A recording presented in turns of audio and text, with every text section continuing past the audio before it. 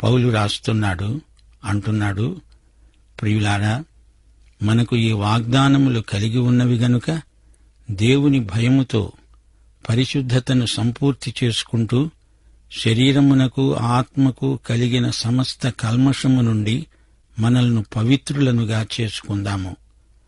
మమ్మును మీ హృదయములో చేర్చుకోండి. మేము ఎవరికీ అన్యాయము చేయలేదు, ఎవరినీ చెరపలేదు, ఎవరినీ మోసం చేయలేదు. మీకు శిక్షావిధి కలగాలని నేను ఇలాగు చెప్పటం లేదు. చనిపోయినా జీవించినా మీరు మేము ఉండాలని మీరు మా హృదయములో ఉన్నారని నేను లోగడ చెప్పాను గదా. మీ ఎడల నేను బహుధైర్యముగా మాట్లాడుతున్నాను. మిమ్మును గూర్చి నాకు చాలా అతిశయము కలదు. ఆదరణతో నిండి ఉన్నాను. మా శ్రమ అంతటికీ మించిన అత్యధికమైన ఆనందముతో ఉప్పొంగుతున్నాను. మేము మాసిదోనియాకు వచ్చినప్పుడు కూడా మా శరీరము ఏమాత్రము విశ్రాంతి పొందలేదు. ఎటుపోయినా మాకు శ్రమే కలిగింది. వెలపట పోరాటములు, లోపట భయము ఉంది. అయినా దీనులను ఆదరించే దేవుడు తీతు రాక వలన మమ్ములను ఆదరించాడు. తీతు రాక వలన మాత్రమే కాకుండా అతడు మీ అత్యభిలాషను, మీ అంగలార్పును, నా విషయమై మీకు కలిగిన అత్యాసక్తిని మాకు తెలుపుతూ తాను మీ విషయమై పొందిన ఆదరణ వలన మమ్ములను ఆదరించాడు గనుక నేను మరి ఎక్కువగా సంతోషించాను. నేను రాసిన పత్రిక వలన మిమ్ములను దుఃఖపెట్టినందున నేను విచారపడను. నాకు విచారము కలిగినా ఆ పత్రిక స్వల్పకాలము మట్టుకే దుఃఖపెట్టిందని తెలుసుకున్నాను. మీరు దుఃఖపడ్డారని సంతోషించటం లేదు. మీరు దుఃఖపడి మారు మనస్సు పొందారని ఇప్పుడు సంతోషిస్తున్నాను. ఏలయనగా ఏ విషయములోనైనా మా వలన మీరు నష్టము పొందకుండా ఉండాలనే దైవచిత్తానుసారముగా దుఃఖపడ్డారు. దైవచిత్తానుసారమైన దుఃఖము రక్షణార్థమైన మారు మనస్సును కలుగచేస్తుంది. ఈ మారు మనస్సు దుఃఖమును పుట్టించదు. అయితే లోక సంబంధమైన దుఃఖము మరణమును కలుగచేస్తుంది. సోదరీ సోదరులారా, వింటున్నారా? పౌలు హృదయం నిండా చెప్పశక్యము కాని ఆదరణ ఉంది. దేవుడిచ్చే ఆదరణ ఈ పత్రికలో 7వ అధ్యాయం వరకు చర్చించబడింది. ఈ అధ్యాయం ఎంతో వ్యక్తిగతమైనది. కొరింథీ సంఘంలో ఒక వ్యక్తి బరితెగి పాపం చేస్తున్నాడు. తన తండ్రి భార్య వరసకు తల్లి అవుతుంది. ఆమెతో అక్రమ సంబంధం పెట్టుకున్నాడు. ఈ విషయమై అతణ్ణి క్రమశిక్షణలో పెట్టవలసిందిగా సంఘ పెద్దలను పౌలు ఆదేశించాడు. పౌలు చెప్పినట్లే వారు చేశారు. అతడు తన పాపం విషయమై ఎంతో పశ్చాత్తప్తుడయ్యాడు. పౌలు రాసిన మొదటి పత్రికకు మంచి ప్రతిస్పందన వచ్చింది. అతడు తాను చేసిన ఘోర పాపానికి ఎంతో కుమిలిపోయాడు. దేవుని సంఘ సహవాసానికి నేను తగను అని చెప్పి ఎంతో ఏడ్చాడు. ఈ విషయం పౌలు తన 2వ పత్రికలో ప్రస్తావిస్తున్నాడు. దేవుని భయముతో పరిశుద్ధతలో సంపూర్ణతను పొందండి, సాధించండి అంటూ పౌలు వారికి హితవాక్యం చెబుతున్నాడు. దేవుని వాగ్దానాలు మనకున్నాయి. దేవునికి మనం విధేయులమైతే ఆయన మన తండ్రి గనుక ఆయన వాత్సల్యం ఎల్లప్పుడూ మనకుంటుంది. లోకం నుండి ప్రత్యేకించుకొని రావాలి. అలా రాకపోతే నీ రక్షణే ప్రశ్నార్థకమవుతుంది. ఆయన నీ తండ్రి అనే జ్ఞానం నీకు లేకపోతే ఆయన నిన్ను తన బిడ్డగా ఎలా ఆదరించగలడు? ఈ సత్యాన్ని పౌలు 6వ అధ్యాయంలో వివరించాడు. దేవుని వాగ్దానాలను స్వతంత్రించుకోవాలంటే మనమేమి చెయ్యాలి? మనస్సాక్షికి కల్మషం అంటితే దాన్ని నీ అంతట నీవు కడుక్కోలేవు. క్రీస్తు రక్తమే మనస్సాక్షికి శుద్ధి. ఈ శుద్ధి ప్రక్రియ దినదినం జరుగుతూనే ఉండాలి. యోహాను సువార్త 17వ అధ్యాయం 7వ వచనంలో ప్రభువు అన్నాడు, తండ్రి, నీ వాక్యములో వీరిని ప్రతిష్ఠ చెయ్యి. నీ వాక్యమే సత్యము. దేవుని వాక్యమే ఆధ్యాత్మిక మురికిని కడిగే సబ్బు. దేవుని దృష్టిలో పాపము అనేది అసహ్యకరమైన కలుషం, కల్మషం. శరీరాత్మలను ఈ పాపపు బురద అంటకుండా మనం జాగ్రత్త పడాలి. ఇంతకు శరీర పాపాలకు ఆత్మ పాపాలకు తేడా ఏమిటి అంటారా? అపవిత్రమైన కోరికలు, దురాశలు, తిండిబోత్తనం, తాగుబోత్తనం, కాముకత్వం మొదలైనవన్నీ శారీరక పాపాలు. ఈ పాపాలు మురికి పాపాలు, దుర్గంధం, కంపు. శరీర సంబంధమైన ఈ పాపాలు దేవునికి అసహ్యం కాని లోకస్తులకు ఇంపు. మద్యపానం విషయం చూడండి. లోక ప్రవృత్తి గలవారికి అది సభ్యత, మర్యాద, గౌరవం. సగర్వంగా తాగుతారు. వారికేమీ అసహ్యమనిపించదు. పంది బురద మెచ్చు, పన్నీరు మెచ్చునా అని పూర్వీకులన్నారు. మద్యపాపాన్ని లోకం ప్రోత్సహిస్తుంది గాని దేవుని దృష్టిలో అది మురికి. శరీర పాపాలు స్పష్టములై ఉన్నాయి. హబక్కూకు గ్రంథం 2:15 ఈ విషయమై ఏమంటోంది? తమ పొరుగువారి మానము చూడవలెనని ఘోరమైన ఉగ్రతను కలిపి వారికి తాగనిచ్చి వారిని మత్తులుగా చేసే వారికి శ్రమ. దేవుని వాక్యం ఇలాంటి వ్యాసంగాన్ని గద్దిస్తుంది. అలాగే లైంగిక పాపాలు ప్రచారంలో ఉన్నాయి. స్త్రీ పురుష లైంగిక సంబంధాలలో దేవునికి వ్యతిరేకమైన ధోరణులు చెలరేగుతున్న రోజులివి. వీటిని దేవుడు ఏమాత్రమూ సహించడు. ఇక ఆత్మను పాడుచేసే పాపాలు ఏవి? చాడికోరుతనం, ఒకరి మీద ఒకరు అపనిందలు ప్రచారం చేయడం, పుకార్లు పుట్టించడం, అవతలి వ్యక్తి సౌశీల్యాన్ని హత్య చేయడం ఆత్మ సంబంధమైన నేరాలు, పాపాలు. గర్వం, డాంబికం, అసూయ, అపనమ్మకం మొదలైనవన్నీ ఆత్మను నాశనం చేసే పాపాలే. ఈ పాపాల నుండి శుద్ధి పొందిన వారమై పరిశుద్ధతను సంపూర్ణం చేసుకోవాలి అని పౌలు హెచ్చరిస్తున్నాడు. హెబ్రీ పత్రిక 12:13-14 కుంటికాలు బెణకక బాగుపడే నిమిత్తము మీ పాదములకు మార్గములను సరళము చేసుకోండి. అందరితో సమాధానము, పరిశుద్ధత కలిగి ఉండడానికి ప్రయత్నించండి. పరిశుద్ధత లేకుండా ఎవడూ ప్రభువును చూడడు. క్రీస్తే మన నీతి, క్రీస్తే మన పరిశుద్ధత. మన జీవితం ఆయన పరిపూర్ణత ప్రమాణాన్ని అందుకోవాలంటే మన స్వప్రయత్నం ఏమాత్రమూ పనిచేయదు. పరిశుద్ధాత్మ మనల్ని ఆయన పరిశుద్ధత దిశగా నడిపిస్తాడు. మనం నడుస్తాము. పౌలు అంటున్నాడు, నన్ను మీ హృదయంలోకి చేర్చుకోండి, నాకదే చాలు. మీకు తెలుసు, నేనెవర్నీ మోసగించలేదు, ఎవరికీ అన్యాయం చేయలేదు. నేను మిమ్మల్ని ఎంతో ప్రేమిస్తున్నాను. మీరు నా హృదయంలో ఉన్నారు. ఈ మాట నేనింతకు ముందే మీతో అన్నాను. చనిపోయినా బతికి ఉన్నా మనం కలిసే ఉంటాము. మన సహవాసం నిత్యత్వపు పరిమాణం కలది. మీ గురించి నేనెంతో అతిశయిస్తున్నాను. ఇదే నాకు గొప్ప ఆదరణ. మా శ్రమలను మించిన ఆనందం మాలో ఉంది. ఆనందం మాలో రాను రాను అధికమవుతోంది. ఉప్పొంగిపోతున్నాను. మాసిదోనియాకు వచ్చాను. మా శరీరానికి విశ్రాంతి లేకుండా పోయింది. శ్రమలే శ్రమలు, బయట పోరాటం, లోపల భయం. ఇంతలో తీతు మా దగ్గరికి వచ్చాడు. మాకెంతో ఆదరణ కలిగింది. మన దేవుడు ఆదరణకర్త, దీనులను ఆదరించే దేవుడు. అలాంటి గొప్ప దేవుణ్ణి మనము కలిగి ఉన్నాము. తీతు నా దగ్గర ఉంటే నాకెంతో ఆదరణ. అంతేకాదు, తీతు మీ సంగతులు చెప్పి మాకు ఆదరణ కలిగించాడు. పౌలు ఆదరణకు కారణమేమిటి? పౌలు తన మొదటి ఉత్తరంలో చాలా కఠినంగా మాట్లాడాడు. మీరు ఇంకా పసిపిల్లల్లాగే ఉండిపోయారు, మీరు శరీరానుసారులు అన్నాడు. మీ మధ్య పాపం చేసే ఒక వ్యక్తి ఉన్నాడు. అతన్ని మీరేమీ అనరు, అతని పాపాన్ని సమర్థించిన వారవుతున్నారు అంటూ వారిని ఎంతో గద్దించాడు. ఆ వ్యక్తి మీద మీరు ఎట్టి చర్య తీసుకోవటం లేదు, సంఘములోని పరిశుద్ధతను కాపాడండి అని పౌలు వారికి ఖండితంగా చెప్పాడు. పౌలు చెప్పినట్లే వారు చేశారని విని ఎంతో సంతోషించాడు. తీతు వచ్చి ఫిలిప్పిలో పౌలును కలుసుకున్నాడు. కొరింతు సంఘవార్తలు పౌలుకు అందించాడు. 2వ పత్రికలో అతన్ని క్షమించండి, తిరిగి అతన్ని సహవాసంలో చేర్చుకోండి అని పాపం చేసిన వాణ్ణి గురించి చెప్పాడు.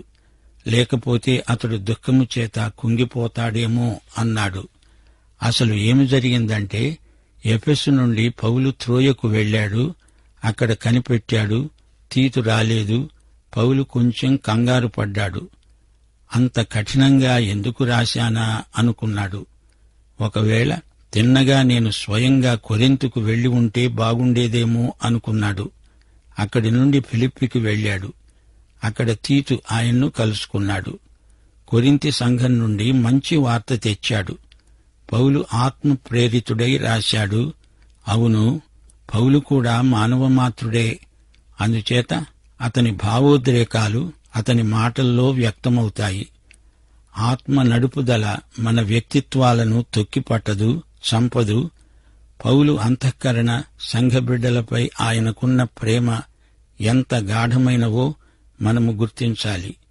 కొరింథీ సంఘానికి రాస్తూ, నేను ఆదరణతో నిండి ఉన్నాను, మా శ్రమలలో కూడా మేమెంతో ఆనందిస్తున్నాము అంటున్నాడు. పౌలు ఈ మాటల్లో కొరింథీ సంఘస్థులను సంతోషభరితులను చేస్తున్నాడు. మేము మాసిదోనియాకు వచ్చాను. మా శరీరానికి విశ్రాంతి లేదు. శరీరం అలసిపోతోంది. తీతు రావటంతో మాకెంతో ఆదరణ కలిగింది. పోరాటం, భయం, బయట లోపల ఎంతో సంఘర్షణలో ఉన్నా తీతు వచ్చి సంఘవార్త అందించేటప్పటికీ పౌలుకు ఎంతో ఉత్సాహం కలిగింది. దేవుడు ఆ సందర్భంలో తీతు ద్వారా పౌలుకు ఆదరణ కలిగించాడు. కొరింథు సంఘస్థులారా, మీరు తీతును ఎంతో ఆదరించారు. తీతు ఇప్పుడిక్కడ నాకు ఎంతో ఆదరణ కలిగిస్తున్నాడు. ప్రియ శ్రోతలు, వింటున్నారా? మనము కూడా పలు సందర్భాలలో ఒకరికొకరము ఆదరణ కలిగించుకోగలము. అట్టి ఆదరణ మీ నుండి దైవ సేవకులకు ఎంతో అవసరం. కొరింథీ సంఘస్థులు ఎన్నో మంచి సంగతులు పౌలును గురించి చెప్పారు. అది విన్నప్పుడు పౌలుకు ఎంతో ఆదరణ కలిగింది. ఊరికే కన్నీరు కార్చి దుఃఖించినంత మాత్రాన అది కన్నీరు కాదు. దైవ చిత్తానుసారమైన దుఃఖము మారు మనస్సు కలిగిస్తుంది. కొరింథీ సంఘస్థులకు కొంత దుఃఖం కలిగింది గాని దాని ద్వారా వారు పశ్చాత్తప్తులయ్యారు. అంతేకాని మిమ్మలను ఊరికే ఏడిపించడం మా ఉద్దేశ్యం కాదు. నేను రాసిన మొదటి ఉత్తరం తాత్కాలికంగా మీకు దుఃఖం కలిగించిన మాట నిజమే. కాని ఇప్పుడు మనం ఉభయులము ఆనందిస్తున్నాము. 10వ వచనంలో పౌలు ఈ విషయం స్పష్టం చేస్తున్నాడు. దైవ చిత్తానుసారమైన దుఃఖము రక్షణార్థమైన మారు మనస్సును కలుగచేస్తుంది. ఈ మారు మనస్సే పశ్చాత్తాపమును పుట్టించదు. శ్రోతలు, వింటున్నారా? ఇక్కడ పౌలు మారు మనస్సు అనే మాటకు చక్కని నిర్వచనం చెబుతున్నాడు. యథార్థమైన మారు మనస్సు ఎలాంటిది? పశ్చాత్తాపం అంటే మనస్సు మార్పు. నశించిన వారిని ప్రభువు ఏం చెయ్యమంటున్నాడు? నమ్మండి, విశ్వసించండి, ప్రభువైన యేసుక్రీస్తునందు విశ్వసించండి. విశ్వసించినప్పుడు ఏమి జరుగుతుంది? అప్పుడు ఆ వ్యక్తి మనసు మారిపోతుంది. ఆ పరిస్థితి నుండి మరొక స్థితికి మారతాడు. మీరు విగ్రహములను విడిచిపెట్టి దేవుని వైపునకు తిరిగారు అని పౌలు తెస్సలోని సంఘస్థులతో అన్నాడు. అది మనసు మార్పు, మారు మనసు. వారు క్రీస్తు వైపునకు మరలారు. పౌలు వారి దగ్గరికి వచ్చినప్పుడు పౌలు ఏమి బోధించాడు? విగ్రహాలను విడిచిపెట్టండి అని బోధించాడా? అలా కాదు. పౌలు వారికి క్రీస్తునే ప్రకటించాడు. అప్పుడు వారు క్రీస్తు వైపునకు తిరిగారు. అంతకు ముందు వారు విగ్రహారాధికులు. క్రీస్తునందు విశ్వాసముంచి ఆయన తట్టు తిరిగినప్పుడు జరిగిందేమిటి? విగ్రహముల నుండి యేసుక్రీస్తు వైపునకు తిరిగారు. అదే పశ్చాత్తాపం. రక్షణార్థమైన మారు మనస్సు ఇది. రక్షణ లేనివారికి మారు మనస్సు పొందు అని చెప్పటంలో అర్థం లేదు. క్రీస్తును అంగీకరించండి అని బోధించాలి. వారు క్రీస్తు పిలుపు విన్నప్పుడు వారు అవిశ్వాసమును వదలి క్రీస్తునందు విశ్వాసముంచుతారు. అయితే విశ్వాసి అయిన వ్యక్తి మారు మనస్సు పొందవలసిన సందర్భాలు ఎన్నో ఉంటాయి. విశ్వాసి అపసవ్య దిశగా వెడుతుంటే, పాపంలో నడుస్తుంటే మారు మనసు పొందాలి, పశ్చాత్తప్తుడవ్వాలి. అప్పుడతడు పశ్చాత్తప్తుడై ప్రభువు దారిలోకి రావాలి. ప్రభువు గద్దించినప్పుడు ఆయన మాటతో ఏకీభవించడమే క్రైస్తవుని మారు మనస్సు. కొందరు కన్నీరు కారుస్తారు, ఏడుస్తారు, అది పశ్చాత్తాపం కాకపోవచ్చు. అలాంటి దుఃఖం వల్ల మార్పు రాదు, అది మరణాన్ని కలిగించవచ్చు. దైవచిత్తానుసారమైన దుఃఖము మారు మనస్సు కలిగిస్తుంది. నిజమైన మారు మనస్సైతే ఆ తరువాత దాన్ని గురించి ఏడవాల్సిన పని లేదు. పాప క్షమాపణ వల్ల భారం తొలగిపోతుంది. ఊరికే ఏడ్చి బాధపడతారు కాని పాపక్షమాపణ అనుభూతి వారికి కలగదు. ఏడుస్తారు, తిరిగి అదే పాపం చేస్తూ అదే దిశగా నడుస్తారు. ప్రియశ్రోతలు వింటున్నారా? ఈ అధ్యాయంలో మొదట శుద్ధిని గురించి చెప్పబడింది. పరిశుద్ధతను క్రీస్తునందు సంపూర్తి చేసుకోండి. శరీరానికి ఆత్మకు కలిగిన సమస్త కల్మషము నుండి పవిత్రులనుగా చేసుకోండి. 51 కీర్తన 2వ వచనం 7వ వచనం. దావీదు దేవుని నుండి శుద్ధిని కోరాడు. నా దోషము పొయ్యేటట్లు నన్ను బాగా కడుగు, నా పాపము పొయ్యేటట్లు నన్ను పవిత్రపరచు. నేను పవిత్రుడనగునట్లు హిస్సోపుతో నా పాపమును పరిహరించు. హిమము కంటే నేను తెల్లగా ఉండేటట్లు నీవు నన్ను కడుగు. అయితే అనుదిన జీవితంలో నిన్ను నీవు పవిత్రపరచుకోవాలి. అపవిత్రమైన దానిని ముట్టకూడదు. యెషయా 1వ అధ్యాయం 16వ వచనం, మిమ్మును మీరు కడుక్కోండి, శుద్ధి చేసుకోండి. మీ దుష్క్రియలు నాకు కనపడకుండా వాటిని తొలగించండి. ప్రత్యేకతకు చాలాసార్లు శస్త్రచికిత్స అవసరమవుతుంది. మరో అంశం ఆదరణ. నీకు సంతోషం కలిగించిన వ్యక్తులే నీకు దుఃఖం కలిగించవచ్చు. తీతు వచ్చి కొరింతు సంఘవార్తలు పౌలుకు తెలియచేశాడు. సంఘస్థుల్లో ఒకణ్ణి క్రమశిక్షణలో పెట్టారు. అతడు పశ్చాత్తప్తుడై తిరిగి సహవాసంలో చేర్చుకొనబడ్డాడని విన్నప్పుడు పౌలుకు ఎంతో సంతోషం కలిగింది. పౌలు ప్రార్థనలకు ఫలితమే తీతు. మరో అంశం పశ్చాత్తాపం, మారు మనస్సు. పశ్చాత్తాపం చెందిన వ్యక్తి పాపాన్ని విడిచిపెడతాడు, జీవితాన్ని గుణపరుచుకుంటాడు. ఈ పాపం వల్ల నాకు దెబ్బ తగిలిందే, నష్టం వచ్చిందే అని ఏడవటం కాదు. అయ్యో, ఈ పాపం వల్ల నా ప్రభువును బాధపెట్టానే అనే దుఃఖం దైవచిత్తానుసారమైనది. ఇదే మారు మనస్సు అంటే.